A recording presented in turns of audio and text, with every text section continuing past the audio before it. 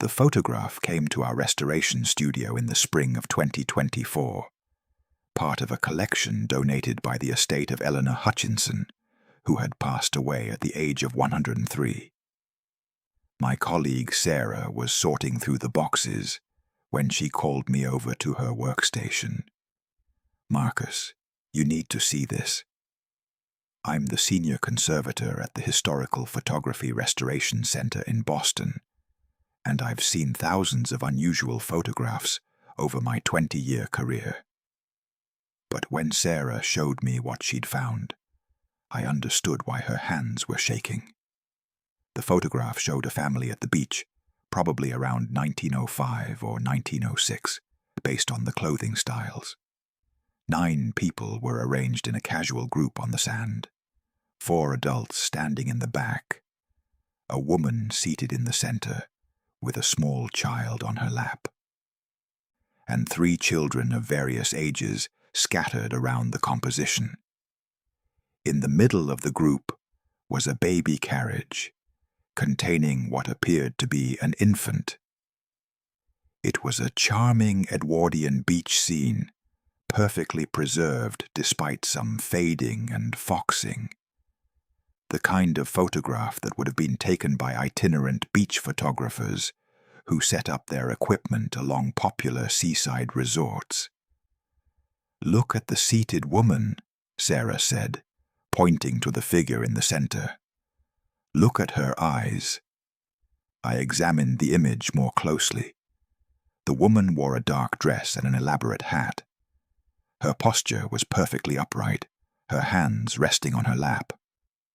A young boy sat beside her, barefoot in the sand.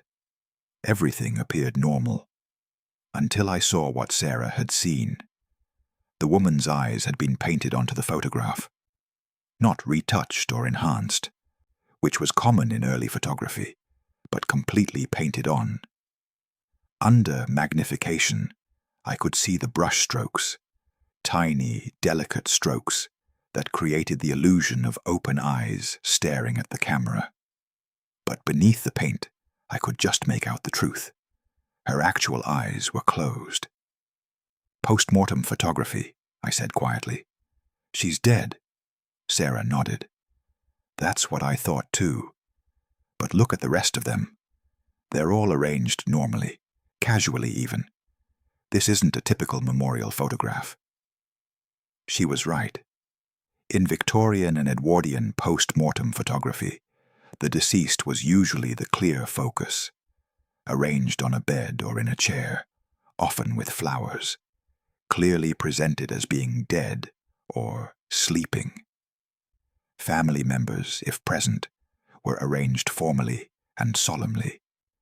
This photograph showed none of that formality. It appeared to be a casual beach outing, everyone arranged naturally. The children were barefoot, some smiling. The adults stood in relaxed poses. Only the seated woman seemed unnaturally still, and someone had painted eyes onto her closed eyelids to make her appear alive. I began researching the photograph's provenance. The Hutchinson estate papers included a partial family tree and some letters, but nothing that directly identified the people in the photograph. However, I found a note tucked into the frame's backing. "The Ashworth family, Cape May, New Jersey, August 1906. May God forgive us." Cape May had been a popular beach resort in the early 1900s. I contacted the Cape May Historical Society and sent them a scan of the photograph. Within a week, their archivist, a woman named Dr. Patricia Morrison, called me. "I know this photograph," she said. "Or rather, I know the story behind it. Do you see the woman seated in the center?" "Yes, the one with the painted eyes." "That's Constance Ashworth. She died on August 10th, 1906. The local newspaper reported it. Sudden death from what they called heart seizure, though the circumstances were considered unusual." "What circumstances?" According to the article I found, the Ashworth family had been staying at the Lafayette Hotel for 2 weeks. They'd planned this beach holiday for months. On the morning of August 10th, Mrs. Ashworth was found dead in her room. She'd passed away in her sleep sometime during the night. The family physician determined it was a heart condition no one knew she had. I looked at the photograph again. When was this picture taken? That's what's disturbing, Dr. Morrison said. The hotel's guest register shows the Ashworth family checked out on August 11th, the day after Constance died. And according to a letter I found in our archives, written by a hotel employee to a friend, the family had a photograph taken on the beach on their final day at Cape May. My mouth went dry. They photographed her after she died? Apparently. The family had scheduled the beach portrait days in advance, had paid the photographer a deposit. When Constance died, they couldn't bring themselves to cancel it. Or perhaps they couldn't bear the idea of the photograph showing the family incomplete. So they dressed her, brought her down to the beach, and posed her with the rest of the family. And had her eyes painted open so she'd look alive. Yes, the photographer would have done that as part of his service. It was a technique used sometimes in post-mortem photography, painting or photographing the deceased with their eyes open, or even using special devices to hold the eyelids open. But this is the only case I know of where it was done to hide the fact that the subject was deceased. The family wanted it to look like a normal beach photograph. I examined the image under higher magnification, studying every detail. Now that I knew the truth, I could see other signs. Constance's posture was too perfect, too rigid. Her hands, resting on her lap, showed no tension, the complete relaxation that comes only in death. And her skin, even through the sepia tones of age, had a waxy quality that didn't match the living faces around her. But someone had gone to great lengths to disguise these facts. The painted eyes were skillfully done. She'd been positioned carefully, propped up, made to look as though she were simply sitting still for the photograph.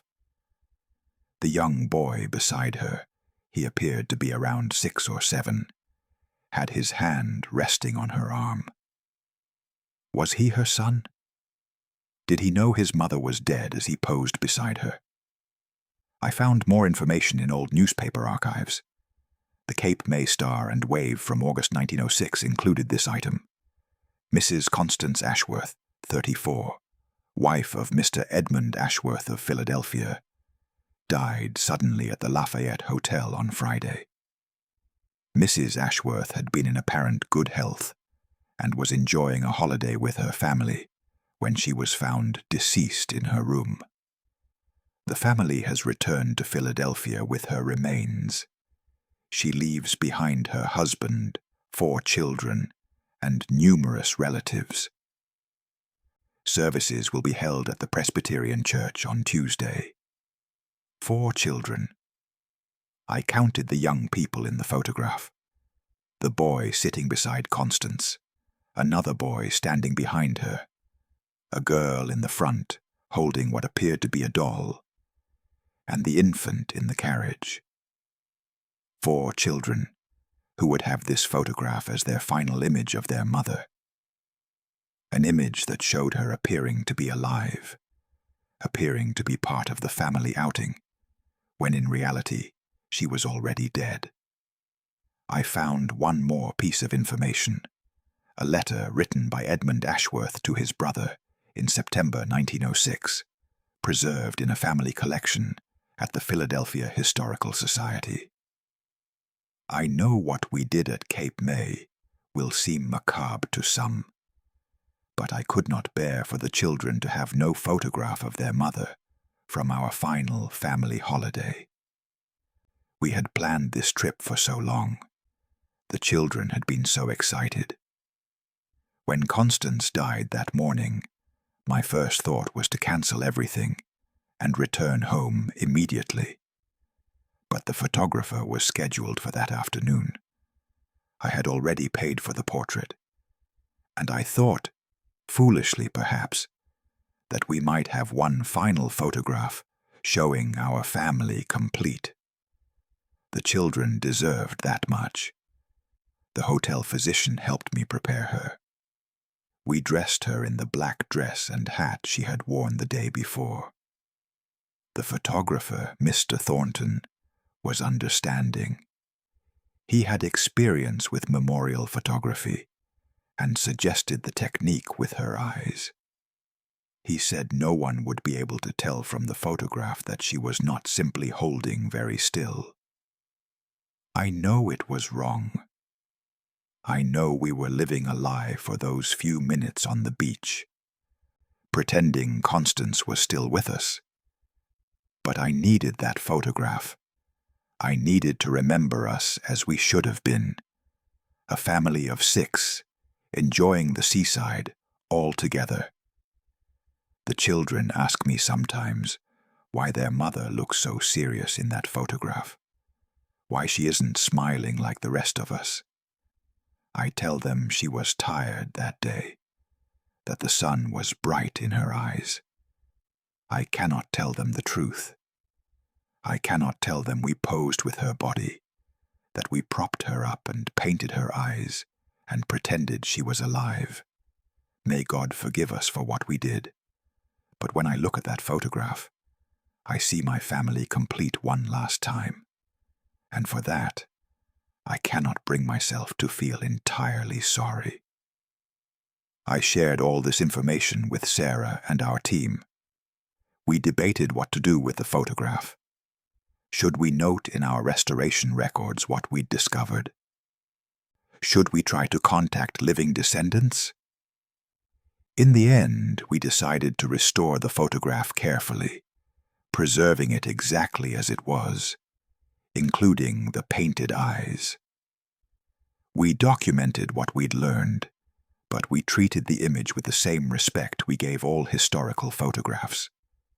Because ultimately, this wasn't just a macabre curiosity.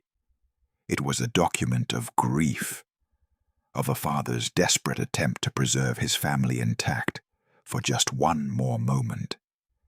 It was Edmund Ashworth's way of denying, for the length of a photograph exposure, that death had shattered his family. The photograph now resides in the Cape May Historical Society's collection, with full documentation of Constance Ashworth's death and the circumstances of the image. It's displayed with a tasteful placard that reads, "The Ashworth Family, Cape May, August 1906." An example of Victorian memorial photography techniques. Most visitors see a charming beach scene, a family enjoying a summer day. Only those who look closely, who see the too perfect posture, the waxy skin tone, the painted eyes, realize the truth.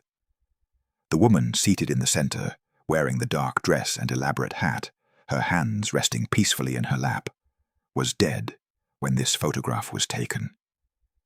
She had died the night before.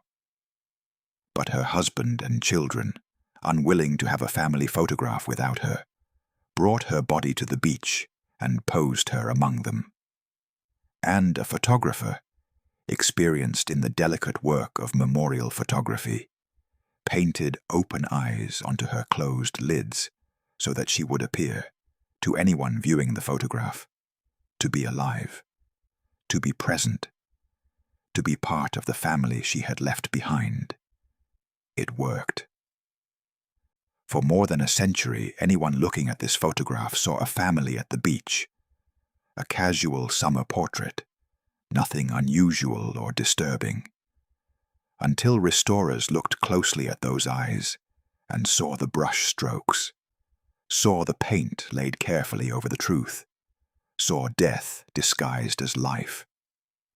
The photograph is a lie, but it's a lie told by love and grief. It's Edmund Ashworth's final gift to his children, one last image of their family complete, one last moment where their mother appears to be with them, even though she was already gone. She sits there still, in that photograph from August 1906, her painted eyes staring at the camera, her dead body propped among her living family. Forever present, forever absent, forever caught in that space between death and the denial of death. The photograph doesn't show the truth. But perhaps that was never the point. Perhaps Edmund Ashworth didn't need the truth. He needed the comfort of seeing his family whole, even if only in a photograph, even if only through deception. And so Constance Ashworth sits on that beach in Cape May, forever young, forever still, forever looking at the camera with eyes that were painted on to hide the fact that she would never see anything again. The mother whose eyes were painted open so her children could remember her as being there for that one last family portrait. The woman who died in the night but appeared at the beach the next day anyway, propped up by grief and love and the desperate refusal to let death win. She's there in the photograph, sitting in the center of her family, surrounded by her husband and children and relatives, present in body, if not in spirit. Visible but gone, captured forever in a moment that never really existed, a lie preserved in silver and paper for more than a century, until restorers looked closely and saw the truth beneath the paint.